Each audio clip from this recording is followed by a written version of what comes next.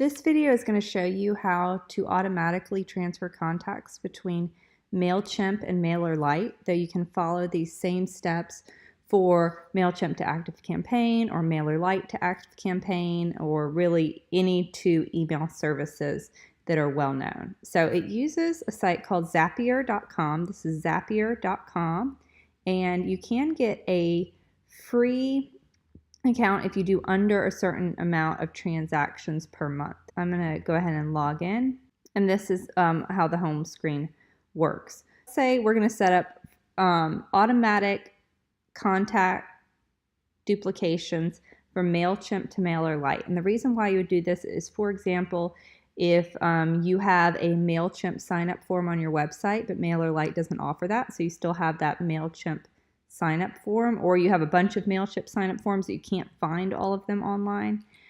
So you want to be sure whenever anyone signs up for your newsletter through that MailChimp form that it automatically gets added to your MailerLite form, because maybe you don't use MailChimp anymore.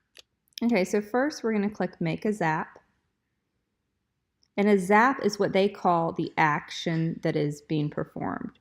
So I'm going to search MailChimp.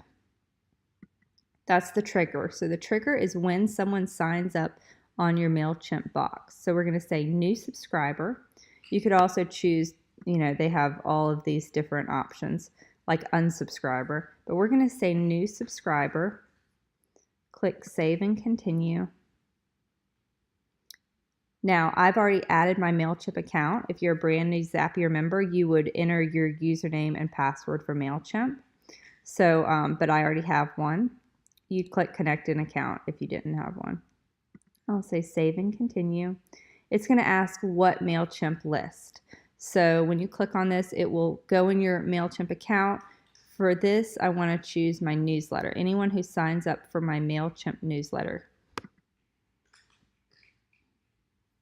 Hit Continue. Then it's going to do a test. So it's going to say Fetch and Continue. It's going to look for an existing subscriber. It found one. So we're going to say Continue.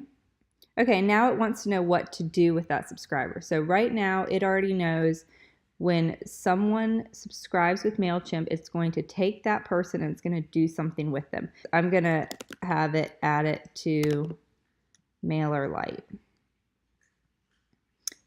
For example, it could add it to a Google form that you have. It could create a new account with that person on your website if you have that capabilities. Okay, so with MailerLite, I can either unsubscribe that subscriber or create update, which obviously I want to create update. I've already added my MailerLite account. If you hadn't, you would click here.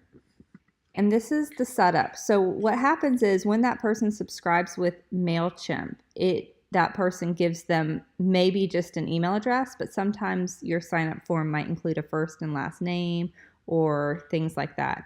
So the first thing it wants to know is where to put that person in MailerLite. So I have all these different newsletter lists or email lists, but I'm going to put them in my monthly newsletter, which is here. Email is a required field, so be sure to click the drop down and then select email.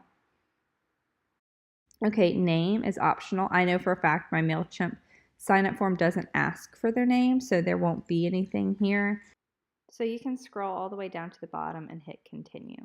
Okay, now it's going to ask you to run a test. You want to run that test, and at the end, when it's successful, it will provide you the email address that it used to transfer from MailChimp to MailerLite, or whatever two different providers you used.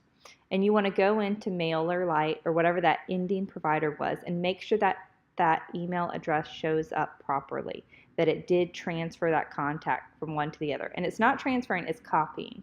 It's also, so that contact will still be in MailChimp unless you set up a second Zap to then delete that content. But I wouldn't. I would just leave those contacts in MailChimp, copy the new ones to MailerLite, and then every couple of months go in and clean out MailChimp once you feel comfortable with this process and knowing that they're in MailerLite. And the last thing, and you want to be sure you do this It doesn't matter as much if you only have one Zap, but I, for example, have about 30 set up. So you want to be sure to name it.